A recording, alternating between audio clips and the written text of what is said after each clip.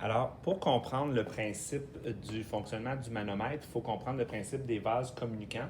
Donc, on a ici dans un tube en forme de U, donc le liquide en rouge, on voit, il peut communiquer d'un bord à l'autre. Ce côté-ci est ouvert, donc ouvert sur l'air, donc la pression atmosphérique.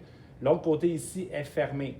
Par contre, il y a un tube qui vient ici et sur lequel on peut connecter à un gaz. Donc, si on a un gaz dans la seringue présentement, on pourrait mettre la quantité de gaz qu'on veut. On branche ça ici.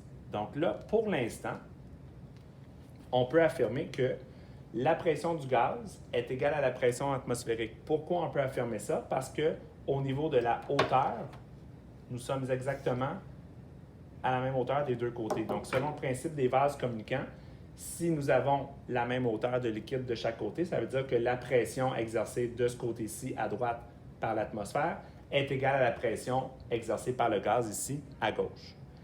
Que se passe-t-il si on augmente la pression? Donc, pour augmenter la pression ici de mon gaz qui est emprisonné dans ma seringue et connecté ici au côté gauche, bien, je peux le compresser. Donc, en diminuant le volume, ce qu'on va observer, c'est que le liquide monte. Et là, ce qu'il faut faire pour comparer les deux, c'est prendre la base du côté le plus bas.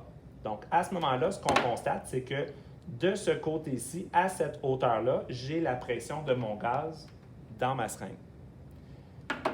Et à droite ici, qu'est-ce que j'ai? Bien, j'ai l'air, l'atmosphère qui pousse, plus une certaine hauteur de liquide.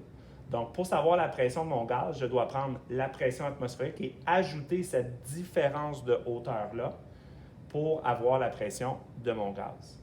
Si jamais je diminue la pression, donc pour diminuer la pression, je reviens au niveau où j'étais, égal, donc là je suis égal à la pression atmosphérique, et je tire, donc en augmentant le volume, je diminue la pression, et là je viens ici à cette hauteur-ci, et là je peux affirmer que la pression atmosphérique pousse sur cette hauteur-ci avec une certaine pression.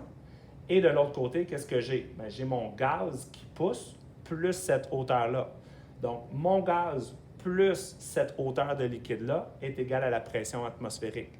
Donc, pour savoir la pression du gaz seulement, je prends la pression atmosphérique et je dois soustraire la pression de liquide qui est dans mon tube ici.